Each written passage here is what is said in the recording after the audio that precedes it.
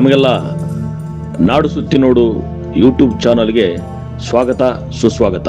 ವೀಕ್ಷಕರೇ, ನಾವು ಇಂದು ಆಂಧ್ರ ಪ್ರದೇಶದ ನಂದ್ಯಾಲ ಜಿಲ್ಲೆಯ ತಾಡಪತ್ರಿ ನಗರದಿಂದ ಸುಮಾರು 30 ಕಿಲೋಮೀಟರ್ ದೂರದಲ್ಲಿರ್ತಕ್ಕಂತಹ ಕುಲಿಮುಗುಂಡ್ಲ ಎಂಬತಕ್ಕಂತಹ ಊರಿನಿಂದ 5 ಕಿಲೋಮೀಟರ್ ದೂರದಲ್ಲಿರುವ ಬೇಲಂ ಗುಹೆಗಳನ್ನ ಇವತ್ತು ನೋಡೋಣ.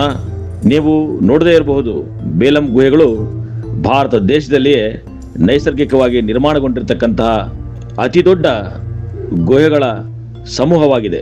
ನೀವು ಇಲ್ಲಿ ಬಂದು ನೋಡಿದಾಗ ನಿಮಗನಿಸ್ತದೆ, ಅತಿ ಉದ್ದವಾಗಿರ್ತಕ್ಕಂತಹ ಸುರಂಗ ಮಾರ್ಗಗಳು ನಿಜಕ್ಕೂ ಕೂಡ ಪ್ರಕೃತಿಯೇ ಸೃಷ್ಟಿಸತಕ್ಕಂತಹ ಅದ್ಭುತವಾದ ಶಿಲಾಕೃತಿಗಳು ಎನ್ನುವಂತೆ ನಮಗೆ ಭಾಸವಾಗ್ತದೆ. ಇವೆಲ್ಲವೂ ಕೂಡ ಗುಹೆಯ ಒಳಗೆ ಪ್ರವೇಶ ಮಾಡ್ತಾ ಇರುವಂತೆಯೇ ನಮ್ಮನ್ನ ನಿಜಕ್ಕೂ ಕೂಡ ಬೆರಗುಗೊಳಿಸ್ತವೆ.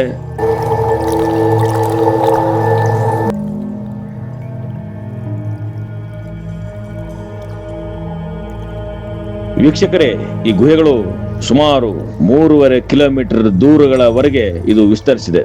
ಆದರೆ ಇಲ್ಲಿ ಈ ಗುಹೆಗಳ ಒಳಗಡೆ ಬರೀ 1.5 ಕಿಲೋಮೀಟರ್ ಮಾತ್ರ ನಮಗೆ ಹೋಗಲು ಅನುಮತಿಯನ್ನ ಕೊಟ್ಟಿದ್ದಾರೆ. ಈ ಗುಹೆಗಳ ಹೇಗೆ ನಿರ್ಮಾಣ ಆದವು ಅನ್ನೋದೇ ಒಂದು ವಿಸ್ಮಯವನ್ನ ನಮಗೆ ಉಂಟು ಮಾಡ್ತದೆ. ಕಾರಣಾಂತರಗಳಿಂದ ಇದನ್ನ ಬಂದ್ ಮಾಡಿದ್ದಾರೆ.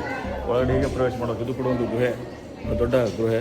ಈ ಗುಹೆ ಬಹಳ ಒಳಗಡೆ ಪ್ರವೇಶ ಇದೆಯಂತೆ. ಈಗೇನೋ ಕಾರಣಾಂತರಗಳಿಂದ ಇದನ್ನು ಬಂದ್ ಮಾಡಲಾಗಿದೆ. ಅದೇ ರೀತಿಯಲ್ಲಿ ಬನ್ನಿ ಸ್ನೇಹಿತರೆ, ಈ ಗುಹೆಗಳು ಉಂಟಾಗಲು ಏನು ಕಾರಣಪ್ಪ ಅಂತಂದ್ರೆ, ಸುಮಾರು 100 ಕೋಟಿ ವರ್ಷಗಳ ಹಿಂದೆ ಒಂದು ಚಿತ್ರಾವತಿ ಎಂಬ ನದಿ ಪ್ರವಾಹದಿಂದಾಗಿ ಅಲ್ಲಿರುವ ಸುಣ್ಣದ ಕಲ್ಲುಗಳ ರಾಸಾಯನಿಕ ಕ್ರಿಯೆಯಿಂದಾಗಿ ಪ್ರಕೃತಿ ಸಹಜವಾಗಿ ನಿರ್ಮಾಣಗೊಂಡಿರ್ತಕ್ಕಂತಹದ್ದೇ ಈ ಬೇಲಂ ಗುಹೆಗಳು.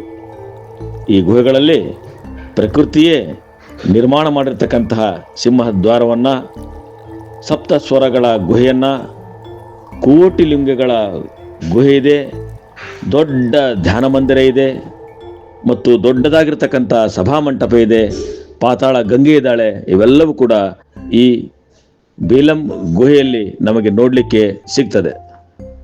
ಹಾಗಾಗಿ ಜಿಯೋಲಾಜಿಕಲ್ ಸರ್ವೆ ಆಫ್ ಇಂಡಿಯಾದವರು ಈ ಭೌಗೋಳಿಕ ವಿಸ್ಮಯ ಪ್ರದೇಶವನ್ನ ಇವತ್ತು ಸಂರಕ್ಷಿತ ಪ್ರದೇಶ ಅಂಥೇಳಿ ಘೋಷಣೆ ಮಾಡಿದೆ.